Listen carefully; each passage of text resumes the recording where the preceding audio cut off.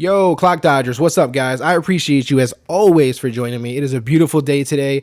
You are a beautiful person. Never forget that. If you're new to the Clock Dodgers podcast, I just have a favor to ask of you. Not now, because I want you to kind of test drive this whole thing and see if you enjoy it and you get some good information from it. And if you enjoy it at the end, and you're new to this, I just ask that all you do is please hit the subscribe button. This way you get the new episodes as soon as they come out. You can go back and check out a lot of awesome interviews and guests that we've had on the show. It's been a fun ride. So I definitely want you guys to be a part of that. So if you're new to the podcast for whatever reason, I really appreciate you for listening to this episode. And if you enjoy it, it's all I ask that you just subscribe so you can catch the future episodes and join us with the Clock Dodger family here. So I appreciate that. Number one. Number two, Zachariason is my guest today. Great dude, like really good. Smart dude, obviously. If you play fantasy football and you're not familiar with him, I highly encourage you to do so. He is the editor-in-chief at numberFire, which is obviously a fantasy sports website. So I obviously you should be using that service, but if not, do it. And then you can check him out in different places. You can go and follow him on Twitter at LateRoundQB, which is a good source for JJ information. Otherwise, I definitely encourage you to subscribe to his podcast. If you're listening to this podcast, I can only assume you enjoy to consume podcasts. If so, show JJ some love. You could follow his Live in the Stream podcast with Denny Carter, which is always good. And you can also follow his, subscribe to his new podcast, which is Late Round QB. Those are the two places that I would definitely send you in. So definitely, as always, at the very least, follow him on Twitter, hit him up, let him know you enjoyed him on the show. You got some good advice from him. You appreciate his time. You hope he comes back, all that good stuff. But yeah, we really do appreciate JJ coming on. He's a busy guy. As always, with every guest, I appreciate their time and conversating with us here and giving the Clock Dodgers family a good old visit. And all I ask is that the listeners give them that love back. Not too difficult. Great conversation. I don't really want to take away too much time from it, so I'd rather you guys just get into it, to be honest, and then I'll catch you guys on the other end, and we'll talk about some other stuff. We'll do some chores, some house cleanup, just reconnect on some things since we last spoke, And again, if you're new and you're listening because you're like, oh, damn, this podcast has JJ on it, I have to give that a listen. If you like it at the end and you want to support us, again, it'd be awesome if you could just subscribe to the podcast. It would mean a lot. It would mean the world, to be honest with you, because we love doing this. And the bigger the Clock Dodger family gets, the better everything gets. Also, you can be listening to this on any podcast app you want, any website. You can even stream it at clockdodgers.com if you'd like. That is another source where we have great contributors who also create great content. And you can check some of their stuff out there. They got a lot of new stuff up there. Lots of new stuff, actually. Mostly sports stuff that has been really new, I think. Yeah, mostly the sports stuff. But go check it out. Let us know what you think. Follow us on Twitter at Clock Dodgers. Same with Instagram. Same with all the other social media apps. If you have any questions, concerns, feel free to tweet at me, DM me, or you can even send me an email at clockdodgers@gmail.com. Let's get to the episode, guys. I don't want to hold it up anymore. JJ was a great dude. This was a fun conversation. I'll catch you guys on the other side. Cannot play with him. Cannot win with him. Cannot coach with him. Can't do it. You play to win the game. I mean, listen, we talking about practice. Not a game. Not a game. Not a game. We talking about practice. Down goes Frazier. Down goes Frazier. Touchdown! You are now locked in to the Clock Dodgers podcast. Clock Dodgers Podcast. What's up, JJ? How you feeling today, man? I'm good, man. I'm good. Thanks for having me on. No problem. You're a man of many titles. You have your hands in a bunch of different pots, it seems like, and you do a really good job at it. We worked with the schedule. We made this conversation happen. We're gonna jump around a little bit, all kinds of different topics. Are you cool with that? Yeah, absolutely. All right, cool. So I know, many times or most times, I guess, for that matter, when you're on a podcast, people are typically looking for, the fantasy analysis, which I love. And we'll definitely discuss some fantasy football, but I wanted to touch on some things that weren't fantasy football or not, analysis per se, straight out the gate. Is that cool? Yeah, absolutely. All right, cool. So I wanted to start with the fact that, you wrote an ebook. You do the podcast stuff that you do. You write articles. You're the editor-in-chief at numberFire. You're obviously doing a lot. And from your own personal perspective, what is a characteristic or a trait that you feel like if you were missing that, you wouldn't have been able to do everything that you're doing right now?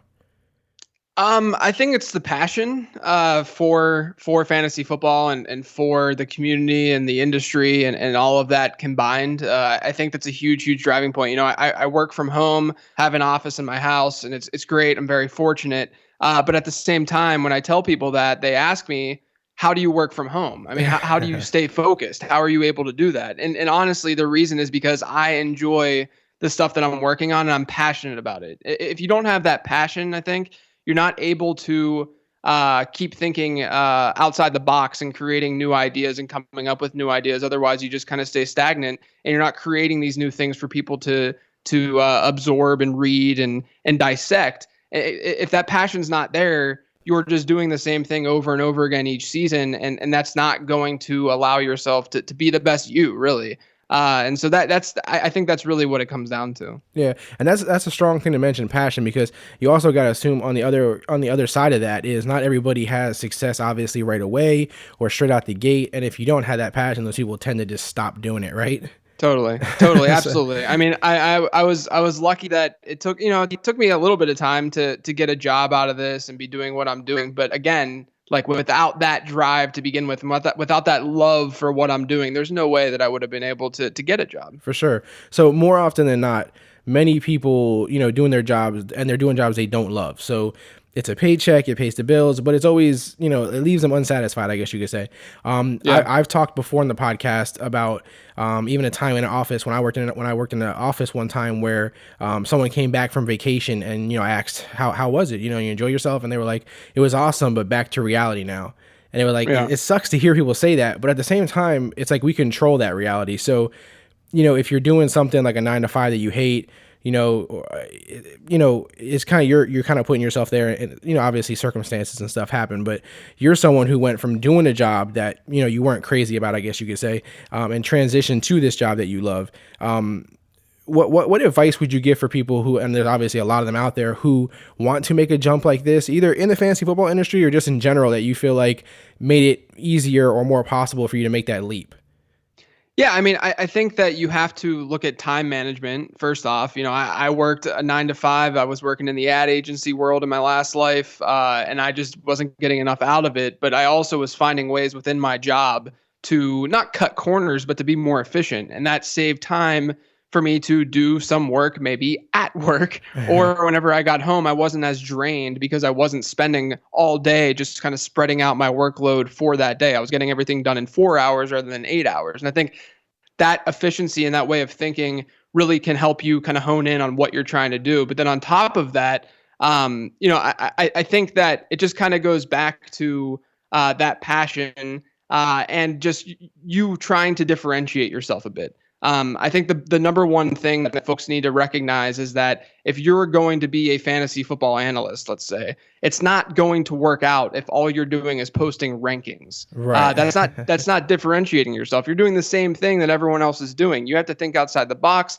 You have to come up with new and interesting ideas and innovative ideas that other people haven't talked about. And don't just do it for the sake of doing it. Don't just start writing about a draft strategy of taking 8 tight ends in the first 8 rounds of your draft just because. You have to have something that backs it up. And what backs it up is either math or data, or again, that passion. And you're using logic and reasoning to really push forth that idea. Gotcha. Yeah, I was actually going to ask you something about that because, it's something that I constantly remind myself, and that when I'm talking to others about it, is that idea of being original, being different. It's super important. But fantasy sports in itself, and I know you've kind of touched on it as well, even recently on your podcast, but it's a highly saturated industry in my opinion. And, most industries I feel like are that way now, thanks to the internet. As a guy who's in a position that you are, and so deep in this industry, how, as far as, what do you think, what is your take on the originality and bringing something different to the table? Like you said, you don't want to do it just for the sake of being different. It still has to have that value, right? Yeah, I think that there's just a lot of different ways that you can differentiate. I mean, my podcast, for instance, one of the things that I went into, I started this podcast, the Late Round Podcast, in April. It was the first episode when it launched. And before it launched, I thought to myself, what does the fantasy football podcast landscape what is it lacking? But at the same time, what is every other podcast doing? And to me, what I saw every other podcast doing is they were all similar in length. And a lot of times they were regurgitating what other podcasts were also regurgitating. And I realized that from a content perspective, I could try to bring something different to the table in that I will take very, very specific topics like predictability in fantasy football, and I'll just talk about it for 15 minutes and kind of make it more of a TED Talk more than anything else, and have it be consumed in a different way. And the feedback's been great. It's been really interesting because a lot of people have just kind of adjusted to what the norm is in terms of podcasts and fantasy football podcasts specifically. And it's been cool to just kind of see some folks say, man, I didn't realize that I would actually enjoy a 15-minute podcast. And that's kind of the way that I was thinking about it, is that you can differentiate in a lot of different ways. It doesn't just have to be content related. It can be something as stupid as the amount of time that you're spending recording a podcast. There are just a lot of different ways that you can differentiate. And I think that if you take more of a bird's eye view and a high level look at how you can differentiate, that's kind of your first step in doing so. Right. Yeah, I definitely agree with you on that. I mean, even here, at Clock Dieters, when I started it, I was like, I want to do something that I enjoy, and then hopefully others enjoy it as well. And so, like you, I do 15-minute episodes, I do 30-minute episodes, hour, 2 hour, it just kind of varies. And they're all different subjects and topics. So it's cool that you do that as well. And obviously that's a big debate too. What's too long of a podcast? What's too short? What's just right? So it's always that funny balancing act. But for people who are starting to write today or starting a podcast today, I mean, I guess in terms of, tenure or experience or reputation, they're kind of behind, right? But what do you feel like they should target or hit the hardest to kind of make a name for themselves, you could say, or to stand out? Yeah, I mean, I think that one of the biggest things that is in fantasy football, at least, and in the football industry, one of the biggest things that's oversaturated is just standard player analysis. I think there's just a ton of player analysis going on to the point where the edge that people are getting in drafting a particular player is not nearly as significant as it used to be, because everyone knows who everyone's sleeper is. Right. There's sleeper articles everywhere. So I think that the people who are doing the best work right now are the people who are taking and not creating metrics just for the sake of creating metrics, but doing some interesting stuff, like Josh Hermsmeyer is doing a lot with air yards, for instance. That's a good example, I think, where you're taking a specific topic like air yards, you see the relevance to how it translates to fantasy football and how important something like air yards are, and you're doing analysis around that. Or if you look at what Matt Harmon's done with reception perception and player charting, what Graham Barfield's doing with the running back player charting, that kind of stuff. Again, it goes back to the differentiation aspect, but that kind of stuff is not just looking at, hey, this guy scored this many fantasy points last year. Let's extrapolate that a little bit, and we'll say that he's going to score this many fantasy points this year, because we're going to see that everywhere that we look on Twitter and on the internet. But what Graham is doing, what Matt's doing, when they're analyzing these players in such a different way, that's really making them stand out, and that's why they've been able to do what they've been able to do. That's interesting. And so what do you think about people like I've obviously we've all played fantasy football for a very long time, and it's obviously becoming very mainstream, and like you said, there's all kinds of new stuff for it, but there's people who I've played with in outside leagues before the internet craze got serious, and some people like stopped playing in a sense and said, I don't like where everyone I'm playing with, I feel like, has the same information I have now. I used to do the extra work and win because of that, but now it's like everybody could just find that work easily, or pay for it, or whatever the case is. What do you say to people like that, would you understand where they're coming from? Yeah, I mean, I get it to a degree. I'm my biggest league is my home league, and I like to whoop my buddies' asses. Right. I want to win, and I know. I mean, the crappy thing for me now is that they can just read what I'm writing and they know who I'm targeting in drafts. But like at the same time, I think that there are always going to be ways to find edges in fantasy. I mean, we've seen the evolution over the years where in the mid 2000s, it was pretty mundane. It was just here's sleepers, blah, blah, blah. And then, 2010 hits and into 2011, everyone starts to talk a little bit more strategy. There's more strategy involved. And then, for instance, I wrote my ebook after the 2011 season. And I think that that's where, for me personally, I realized that there was an opportunity to start talking more about strategy and showing more math and more work and more logic behind the strategy side of the game. And then there's things like Sean Siegel with his zero RB approach. I mean, there are things that occur and that people think of that alter the way that we can think of the game. And if you can take those nuggets and the things that these guys are writing and apply it to your team and how you're approaching fantasy football, you're going to get an edge year in and year out, because a lot of the people, to me, it's very easy to go and look at an article and see who to draft based on sleepers. I mean, I do that in fantasy baseball, for instance. Right, I'm not a right. huge, I love baseball. It's a great, I'm more of a fan of baseball though than an analyst of baseball. So I will just consume random articles that say, pick this guy.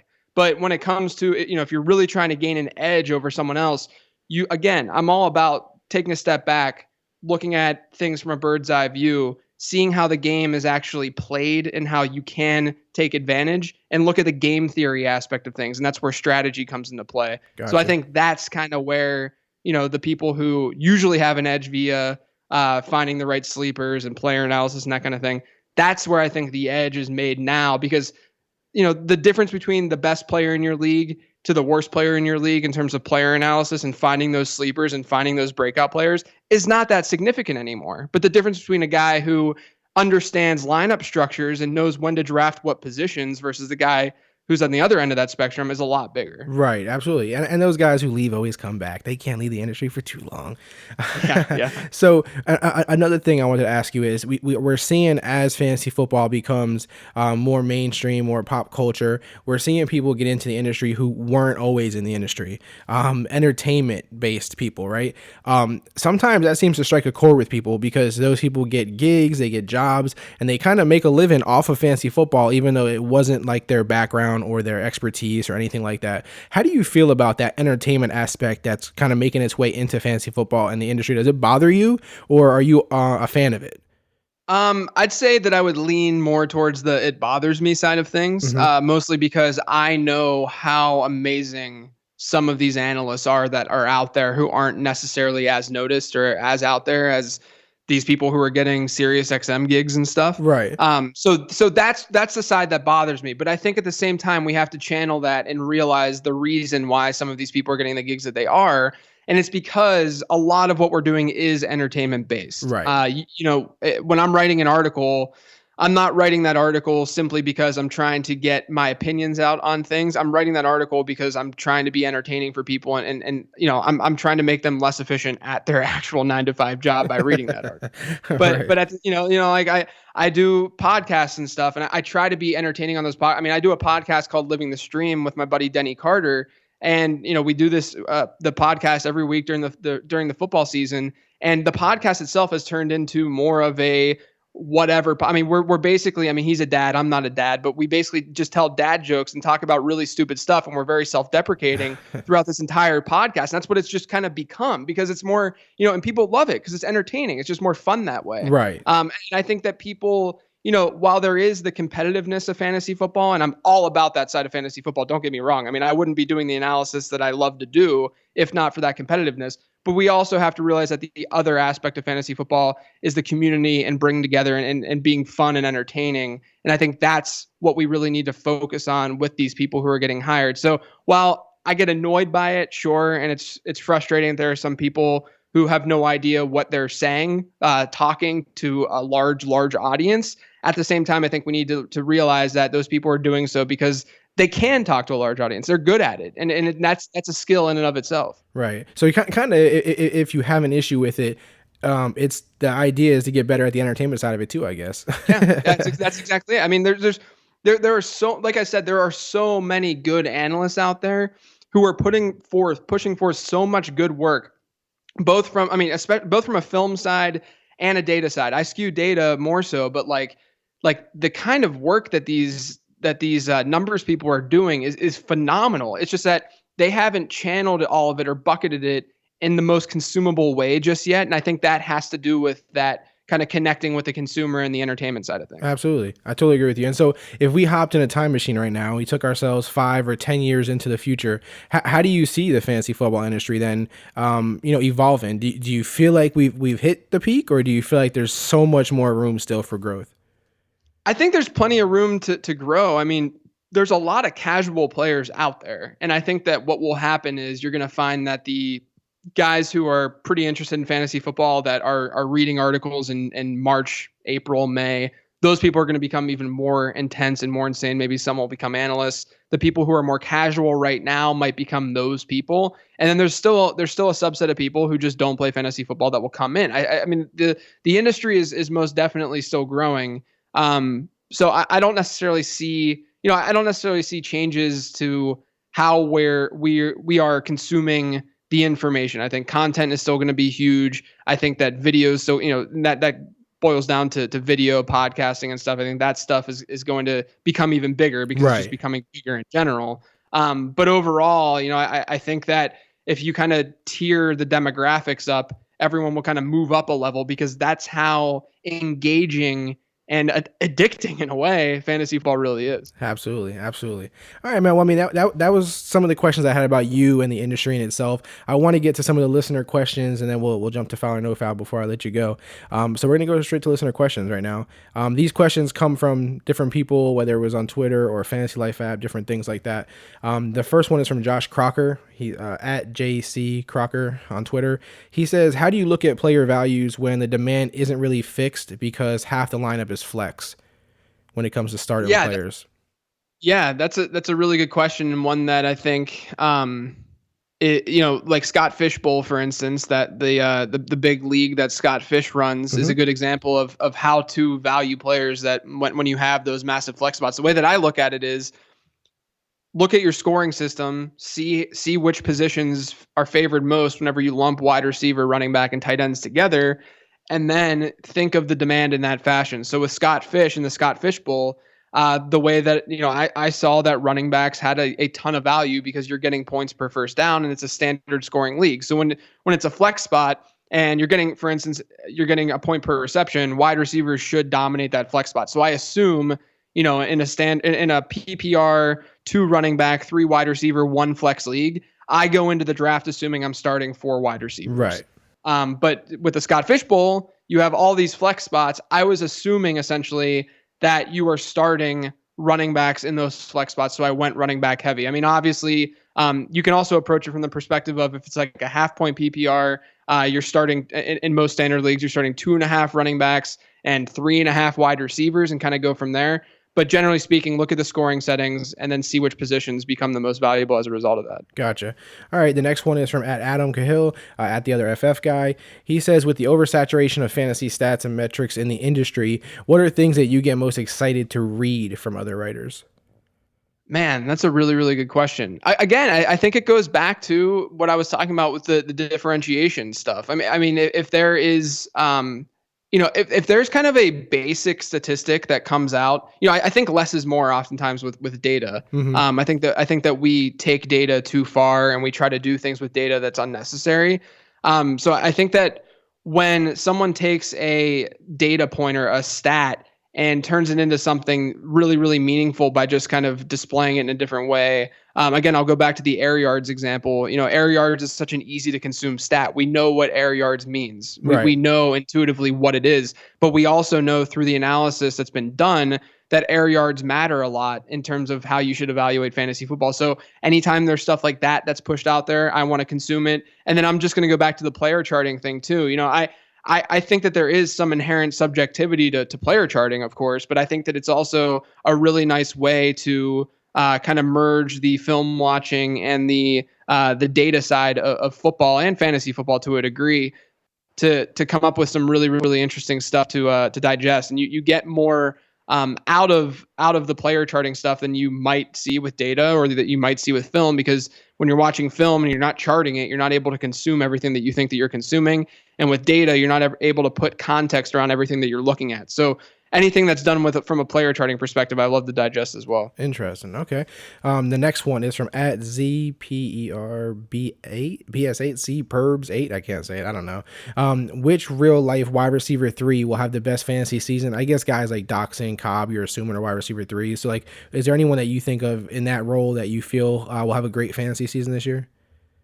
Yeah. I mean, I think that you have to just target, the high octane offenses. So Randall Cobb is a good example. I'm still kind of a Cobb truther. I didn't really realize it until I realized that he's on a lot of my dynasty teams and I just keep drafting him. But I guess I'm sort of a Randall Cobb truther because we know what his ceiling is and we know that he's associated with such a good quarterback in Aaron Rodgers. And yeah.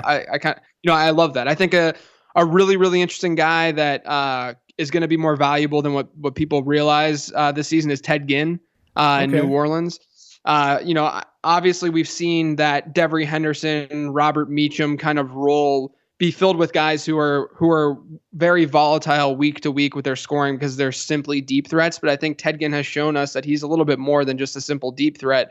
But the match between him and Drew Brees being one of the best long distance quarterbacks in the league, it's just unbelievable the numbers that he can put up throwing the ball deep and matching that with Ted Ginn. To me, I think Ted Ginn could end up being a top 30 wide receiver this season. Wow. Yeah. Whoever thought we were talking about Ginn like that, the way he started his career, right? It's crazy. Right? Yeah. All right. The next one is from which is Jason at 2 Drink Minimum. He says, how much do scoring formats where interceptions don't count against you negatively move up quarterbacks like Bortles? And who are other quarterbacks that you would feel would get a bump for that kind of scoring? So really, I don't really change the way that I look at positions when the scoring is that subtle. Okay. Whenever you look at your season-long projections and you adjust for that scoring, you're going to see the differences. Bortles is going to look better just because, Bortles might be projected to throw 18 interceptions this year. Aaron Rodgers only throws 8. So obviously the 10 interception difference, all of a sudden Blake Bortles is 20 points closer to Aaron Rodgers. But when you really look at fantasy football from a week-to-week standpoint, you're not seeing those differences that often. I actually did a study a couple years ago looking at how weekly quarterback scoring changed when you changed the scoring from 4 points per touchdown pass to 6 points per touchdown pass. Mm-hmm. And generally, you would assume that with a 6 point per touchdown pass league, you would have fewer usable quarterbacks because the elite quarterbacks are just doing it more often. Right. But what actually happened is more quarterbacks became usable from a week to week perspective. There was really, if anything, it changed things in the other way, in the opposite way that you would think. And the reason for that is just because, I try to push this agenda a lot too. I try to look at fantasy football from a weekly perspective because that's actually how we play the game. Right. So while your yearly projections might say Blake Bortles looks better, realistically from a week-to-week perspective, you're not going to notice that difference. Right. I got you. That makes sense. All right, then the last question that I wanted to make sure we got to today was from at Brooksy. He's the winner for the most generic, obvious question award, which is which late round quarterback are you getting the most shares of this season, JJ? I'm going to go with Andy Dalton. So I know that the offensive line, huge issue right now. They got rid of a couple guys this offseason. But at the same time, Andy Dalton last season had a really, really awful touchdown rate. He had a 3.2% touchdown rate. He only threw 18 touchdowns. Had he thrown at his career touchdown rate last season, he would have had 25 touchdowns given the amount of attempts that he had. And if he had 25 touchdowns, he would have been a QB6 in fantasy football. So Andy Dalton last season, he's going to have some regression coming into this year. AJ Green's going to be healthy. Tyler Eifert's going to be healthy. They now have Joe Mixon. They drafted John Ross. That offense has a lot of weapons. If that offensive line can hold up, Andy Dalton could easily be, and this is not hyperbole, I think he could be a top 5 quarterback in fantasy. Wow. He's done it before too. 2 years ago, Andy Dalton, before I think he broke his finger, it was when AJ McCarron came in. But 2 years ago, if you remove that game where he broke his finger, I think it was against Pittsburgh actually, if you remove that game, he averaged over 20 points per game in fantasy football. It was a Drew Brees-esque season on a points per game basis for Andy Dalton. He would have been a QB4 had he continued that pace over the last 4 or 5 games of the year. And then 4 years ago, Andy Dalton finished as a top 5 quarterback in fantasy football. So Andy Dalton has done this before, and now he has these weapons. And I know that the downside is obviously that the offensive line is garbage and it might be really bad. I get it, but that's all embedded and baked into his ADP. He's being drafted in the 12th round. I think that's worth it. If he doesn't pan out, your worst case scenario is you can hit the waiver wire and start streaming. Yeah, especially at the value you're getting them. So it makes a lot of sense. And then, my follow-up to that really quick is I'm a Tyrod Taylor guy. Do you feel better about him this year with the new coaching staff and everything, or are you more down on him for that? Yeah, I think Tyrod's fine. You can almost bank on him being a fringe QB1 or in that QB1 territory. I don't know if he necessarily has the ceiling that a guy like Dalton does, But I think that he's a pretty safe asset to draft, just given what he's done the last couple of seasons. Gotcha. Okay, those were the main questions that I wanted to get to. We're going to jump over to a segment that we always do on here, which is foul or no foul. Really quick for anyone new or you who doesn't know how to play, I'm basically going to throw statements at you that were either given to me or I found them on the internet, stuff I just made up, whatever the case may be. And if you think the statement that I'm giving you is incorrect, you don't agree with it, then you would call foul on the statement. But if you think it's fair, it's a good statement, you would just say no foul, you agree with it. Okay. It's that time again.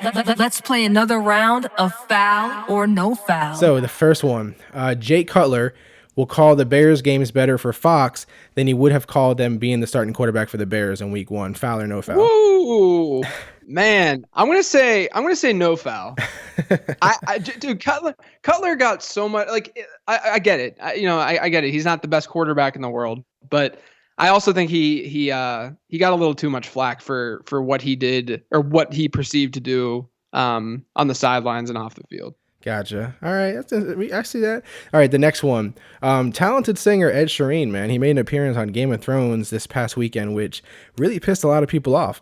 I guess they felt it wasn't needed and, it was kind of misplaced. So the statement going here is long running TV shows should not do their version of celebrity name dropping by giving huge celebrities quick appearances on the show. Foul or no foul? I'm gonna say no foul. I mean, I totally think it's fine. It's a marketing thing, right? Yeah. Right? Yeah, I got nothing against it, man. I don't know. People got really upset about it.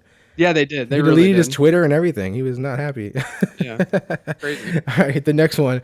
Obviously, we wish this guy nothing but success, but it has to be asked. Ezekiel Elliott owners should be legit concerned about owning him on their fantasy teams. Foul or no foul?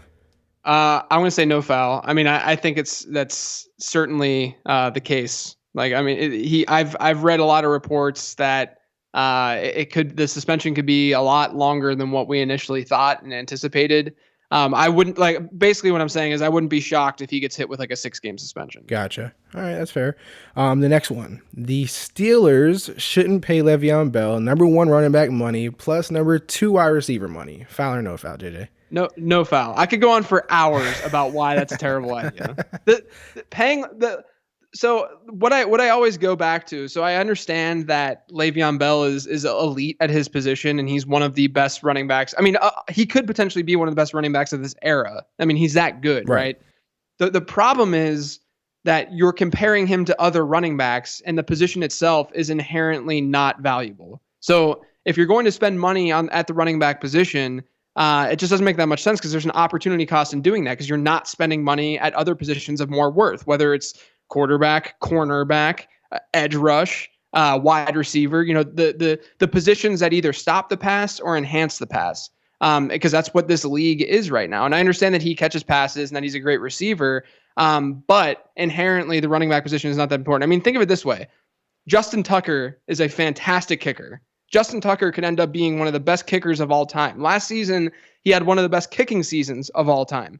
You would not be sitting here making the case to give Justin Tucker, let's say, $13 million a year. And you say, why wouldn't you? Well, of course you're not, because he's a kicker. Well, running backs, I'm not saying running backs are the equivalent of kickers, but running backs as a position just don't hold that much value. And that's the reason why you don't spend at the position. Right. I don't know if it was him that mentioned it or somebody else, but I guess he feels that the position is already devalued. And so I guess he's trying to, correct that. But like you said, there's a reason why the industry, the teams have made it devalued. Exactly. There's a reason behind that. So yeah, I get you, man. I got you. The next foul or no foul is, I know you spoke about this on your podcast before and stuff, so I figured we'd touch on it real quick. But the statement is handcuffing your running back in fantasy football is a bad idea. Foul or no foul? No foul. It's definitely a strong idea. It's just, I have some data that backs it. Just for instance, over the last 6 years, I looked at every RB1 that was drafted. So 72 running back ones and the handcuffs that were associated with them. There were 105, and I called them injury weeks to those RB1s. So weeks where those RB1s were hurt over the last 6 years. Looking at the handcuffs that were drafted to handcuff those players, they had a hit rate, a top 24 performance rate when they stepped in to be that dude's backup of 34%. Now, that's basically the equivalent of a top 24 rate. That's basically the equivalent of Jalen Richard's 2016 season. So basically, even assuming the running back gets hurt, even assuming the RB1 is injured, your probability of getting a top 24 performance out of that handcuff is Jalen Richard. Wow. It just doesn't make much sense. Yeah. Wow, okay, that's fair. All right, so what I want to do is I really don't have much else planned because I didn't want to take up too much of your time. I just want to hit some couple last listener questions that I had here then, since we have a couple minutes here. One from at JJK is asking, is Big Ben being slept on? You know, he understands that he has the road trips that are planned and the away games and all that kind of stuff, but do you feel like he's being, underrated at this point? I'd be more inclined to say yes if it was a super flex or 2 QB league. It's just that the position is replaceable, and I don't want to spend up on that position in fantasy football when I can get usable running backs and wide receivers, or at least increase my probability of hitting on those running backs and wide receivers in those rounds you'd be drafting Big Ben. I think Big Ben certainly has top 5 upside. I think that offense is going to be pretty dynamic this season with Martavis back. But at the same time, I don't know if it's all that worthwhile to reach, let's say, for him, given, we know that the position is replaceable. Gotcha. So you think he's a pretty good value just where he's at? And yeah, I think he's fine where he's being drafted for the most part, but obviously in more casual leagues, like as we approach August, in these more casual leagues, quarterbacks are going to go earlier. So I could easily see some leagues where Big Ben's a 6th round pick, let's say. And that just, to me, doesn't make much sense. Right. One more then before I let you go. At Dem Bones, Jay Stu, Murray, L. Murray, and Jay Hill all have rookie running backs now that are, pretty highly touted, highly drafted pretty high. Which one of these 3 veteran running backs do you feel has the best season, though? I think it's Jonathan Stewart. The main reason being, I think Joe Mixon is going to end up just stealing that job. Jeremy Hill's performance each consecutive year over his first 3 seasons has gotten worse and worse, both from an efficiency, just in general, but right, especially from an efficiency standpoint. Gio Bernard's coming off of the ACL, so I think Joe Mixon's going to have a lot of opportunity to start. Don't really love Jeremy Hill. I'm not a huge Dalvin Cook guy. He didn't rank super, super high in my prospect model. But at the same time, Latavius Murray is kind of, from what I've analyzed with Latavius Murray, he's just a guy. He did not perform all that well behind a really good offensive line in Oakland. The other running backs there actually last season, and Jalen Richard and DeAndre Washington, outperformed Latavius Murray behind that same offensive line. So I'm not all that high on Latavius Murray. Plus the offense is kind of whatever. But then you look at Jonathan Stewart. Christian McCaffrey, while I love Christian McCaffrey, I think he's the RB1 in real football in this draft class. I don't think there's any reason for them to throw him behind Cam Newton and run him 210 times this year. Gotcha. I think there's a reason they still have Jay Stu. Could easily see Jay Stu with over 200 carries, and as a result of that, I think he's just the de facto answer to that question. Gotcha. And one other thing you mentioned, DeAndre Washington and Jalen Richard, they're like a big debate these days. You pick one side on that or not? Yeah, I would lean DeAndre Washington. The main reason being is that his college profile is just a lot stronger from a market share and production standpoint. Gotcha. Usually the guys who are 3-down workhorses almost always are guys that produced in college, and his college profile just easily trumps Jalen Richard's. I think Richard's a fine pass catching back. I just think that if something were to happen to Marshawn Lynch, or even in general, I think that DeAndre Washington would be the early down guy who's going to spell Marshawn Lynch throughout the season. I like DeAndre Washington actually a lot as a late round pick this year. Gotcha. Well, we've reached the end, my friend, man. I really appreciate, you stopping by and chat with me. I can't thank you enough for that. I don't sadly have a Lord Reeves air horn to close us out with. So just if you can just let people know though, there we go. We got a JJ one. Let people know where they can find you, how they can support your content and stuff like that.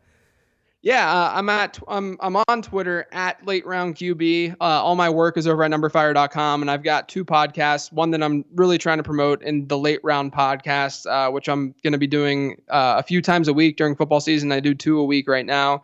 Then I have another one called Living the Stream as well. Gotcha. And you definitely drop some gems on here for sure. We do live in times where a short attention span, short-term memory. Maybe it's just me, I don't know, but that's just how I feel. Now, if you could just, leave the Clock Dodger listeners out there with one thing to remember from this episode, what do you want to leave them with? It could be about anything, literally anything. You can give them dating advice if you want, JJ. Yeah, well, I do live my life by the motto: "Live your life like it's a romantic comedy." That's my go-to. But I think if someone's listening, we talked about just kind of my journey a little bit and what kind of works, or what I think is helpful for writers to keep in the back of their mind, and analysts when it comes to the fantasy football industry. remember to differentiate yourself and remember to just be yourself. I think that's the most important thing. People want a human to be behind all the numbers and all the analysis. Just be yourself and come up with some really cool ideas just through your amazing brain that you have. Perfect, man. Thank you very much. I appreciate that. Thanks, man. No problem. And we're back. Well, not we're back. Obviously, it's just me back. JJ had to go. I had to let him go on to do other things. But I'm here to close this bad boy out with you as I promised. Shout out again to JJ Zachariason. Much appreciate him coming on. You guys heard where to find him at. Just in case you missed it for whatever reason, you want to follow him on Twitter at LateRoundQB. Again, you want to check out numberFire. They have a lot of great content there. He is the editor-in-chief. And of course, support his podcast. He has Live in the Stream with Denny Carter, and then he has his Late Round podcast, which I definitely ask you guys to please both subscribe to both. Sometimes I try to talk before I've thought it out. So yeah, subscribe to both. Thank you again to JJ. Much appreciate him coming on. For those who have listened to this episode, those guests, those listeners who I said are new to the show. If you're listening because you've seen JJ was on, I totally get it. I get it. He's a smart dude. You want to hear some insight. I have no problem with that. What I do ask is if you enjoyed your test ride, which I've enjoyed you listening, but if you enjoyed the test ride, please hit that little subscribe button. It takes 2 seconds. It means so much to me and to the other Clock Dodgers. You'll be a part of the Clock Dodger family, and we can go on and have some fun. So if you just hit that button, I would really appreciate it. It means everything. And I'm glad, even if you don't, I appreciate you listening to this episode. So shout out to everybody for that. Of course, I like to give shout outs. I always have to show love. So shout out to Raiders homepage on Instagram. They showed love for the Ishmael Zamora episode, kind of put it out there for guys to see, to their Raider Nation followers there. So if you guys can support them also by following them on Instagram or show them some love, really appreciate it. As always, with every guest on the show too, if you guys can hit them up on Twitter, hit up JJ, let them know, you heard him on the Clock Dodgers podcast show. I always say that because for a couple of reasons. One, obviously, you guys know that it's super important to me to support other people, right? That are doing whatever the guest is doing. It's important to me that we support that content, whatever it is. But on top of that, it lets the guests know how real the Clock Dodgers are, how real this family is. Like, you guys know I take super pride in not just the podcast itself, but the brand, the family that we've built, the contributors, every one of you make an impact some way or another. So I always want the guests to feel that they're not just on some other podcast. They're not just on another podcast. This is a special podcast. It's a special family we got. So the only way they know that is if you let them know. So if you hit them up, let them know Clock Dodger sent you. Let them know you appreciate it, and they definitely need to come back on. So if you guys could do that, it means a lot to me.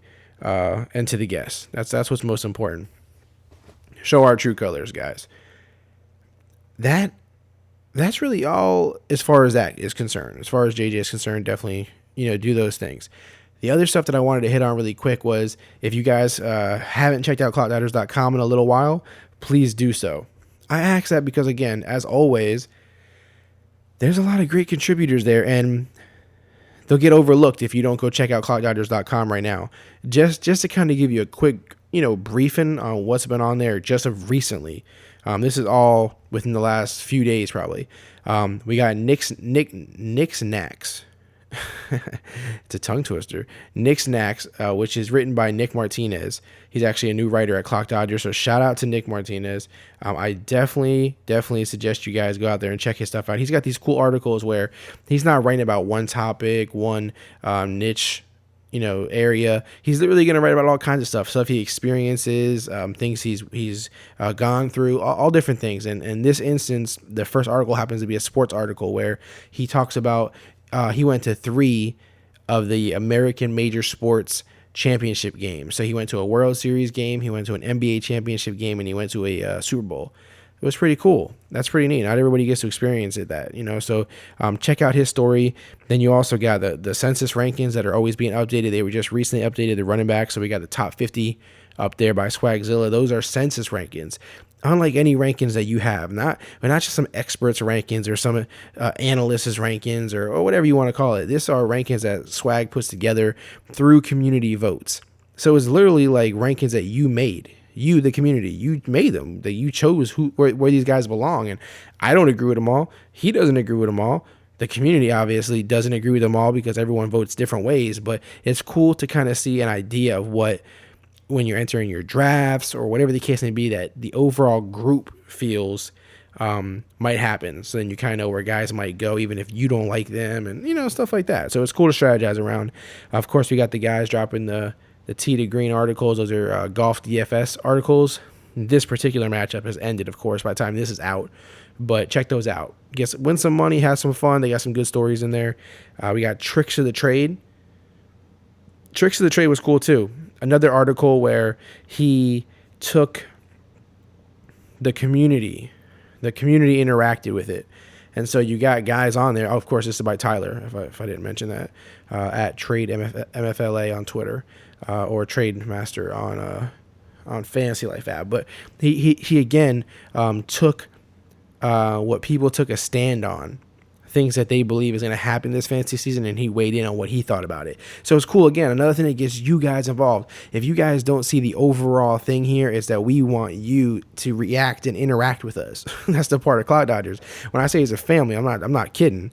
Like, that's really what we're doing here. So these rankings, these articles, the podcast, the contests, everything is to get you involved. That's what we're about. It's fun when everyone gets involved. It just is. Speaking of contests, people keep asking me about the official Fantasy Ring sponsored contest. That is about to happen. I have officially made it so that the draft and league will be run on SleeperBot. Our good friends over at SleeperBot have an update on their app where you can now draft and run leagues on there. So shout out to Nan and those guys. We're going to host it on there to have some fun. It's a new thing to support those guys and what they're doing. So the league will be on there. I got about 10 guys who are pretty much locked in already. What's going to happen is we need to donate $10 to charity. If you want to give more, that's awesome. That's amazing. But $10 is the entry in. So 10 guys who have kind of been asking nonstop because they really want to give to a cause. They want to have fun with it. They want to involve themselves in Clock Dodgers some more and help people. So those guys have been around Clock Dodgers forever, so they're kind of dedicated and into it already. So we got like 4 spots open. 4, 5 maybe. So what I'm going to do is as soon as you hear this episode, if you want to be in the league, I'm going to ask that you follow me on Twitter if you're not already doing so, and then send me a DM on Twitter. This has to be on Twitter. So if you don't have a Twitter, I guess I can let you email me. Either way, you can email me or DM me on Twitter. I prefer the Twitter way. It's just easier.